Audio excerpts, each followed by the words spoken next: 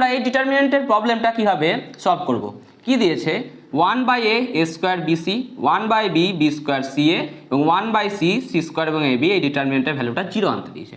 তো আমরা কি করব, আমরা প্রথমে যে ফার্স্ট রো আছে তাকে এ দিয়ে গুণ করে দেবো, সেকেন্ড রোকে বি দিয়ে গুণ করবো এবং থার্ড রোকে সি দিয়ে গুণ করবো। তাহলে 1/a 1/b 1/c গুলো 1 1 1 হয়ে যাবে। তাহলে 1/a কে যদি এ দিয়ে গুণ করি তাহলে কী হয়ে যাবে, a/a 1 হয়ে যাবে। এ স্কোয়ারকে এ দিয়ে গুণ করলে এ কিউ, এখানে দেখো বি সি আছে এ দিয়ে গুণ করবো তাহলে কী হয়ে যাবে এ বি সি। এখানে বি দিয়ে গুণ করবো তাহলে b/b 1 হয়ে যাবে। বি স্কোয়ারকে বি দিয়ে গুণ করলে বি কিউ, সি এ আছে বি দিয়ে গুণ করছি তাহলে এখানটাও এ বি সি হয়ে যাবে।